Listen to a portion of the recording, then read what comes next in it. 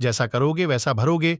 भगवत गीता में श्री कृष्ण ने कहा है कि कर्मों का फल हमें उसी तरह ढूंढ लेता है जिस तरह एक बछड्डा हजारों गायों के बीच अपने को ढूंढ लेता है। कर्म फल इंसान को भोगना ही पड्डहैचता है।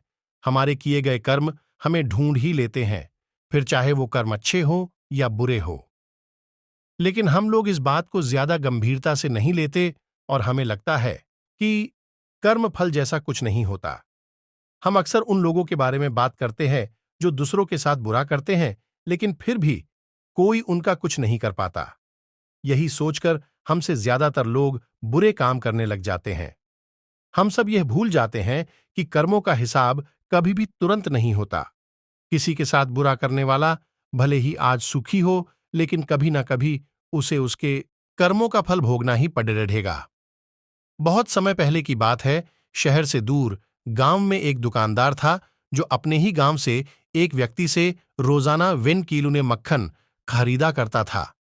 वह दुकानदार कई सालों से उस व्यक्ति से मक्खन की खरीदारी कर रहा था। एक दिन उस दुकानदार ने सोचा कि मैं रोज इस व्यक्ति से मक्खन खरीदता हूं, लेकिन बहुत समय से मैंने इसके मक्खन का वजन तौल कर गया कि तुम पर इस दुकानदार ने धोखा देने का आरोप लगाया है। तुम इस दुकानदार को देने वाले मक्खन में हेरा फेरी करते हो और हर बार तुम इसे 1 kg मक्खन की जगह सिर्फ 900 g देते हो। क्या तुम्हें अपनी सफाई में कुछ कहना है? वह व्यक्ति बोला, सरपंच जी, मैं तो एक गरीब आदमी हूं। मेरे पास वजन तौलने के लिए सही माप नहीं है। मैं रोज इस दुकानदार से अपने लिए 1 किलो गेहूं खरीदता हूं और अगले दिन उसी गेहूं को तराजू के एक तरफ रखकर इस दुकानदार के लिए मक्खन तौलता हूं। अब आपको जो भी पूछना है इस दुकानदार से पूछिए। पंचायत में बैठे सभी लोगों को पूरी सच्चाई समझ आ गई और उन्होंने उस दुकानदार को गांव से बाहर करवा दिया। ये छोटी सी कहानी हमें यह बात सिखाती है कि जैसे कर्म हम करेंगे उसका रिजल्ट भी हमें वैसा ही मिलेंगे। हमारी चालाकी ही हमारा नुकसान कर देती है। हम जो भी दूसरों को देते हैं या दूसरों के साथ जैसा भी व्यवहार करते हैं वह कभी ना कभी लौटकर हमारे पास ही आता है। किसी के साथ अच्छा करोगे तो आपके साथ भी अच्छा ही होगा। उसी तरह किसी का बुरा सोचोगे और बुरा करोगे तो आपके साथ भी बुरा ही होगा। जिसे दुकानदार को अपने ही चालाकी से नुकसान झेलना पड़ डिढ़ा, उसी तरह हमें भी अपने कर्मों की वजह से कभी ना कभी नुकसान झेलना ही पड़ डिढ़ता है।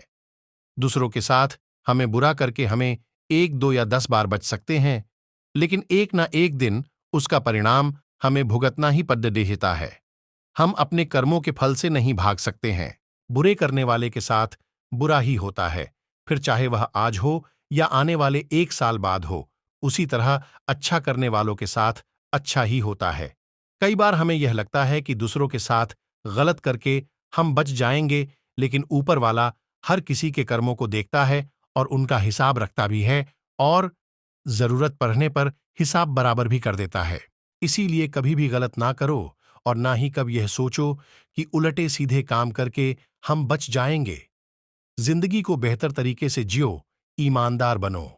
ज्यादा कमाने या फिर सिर्फ अपना ही फायदा देखने के चक्कर में किसी के साथ गलत कभी ना करो।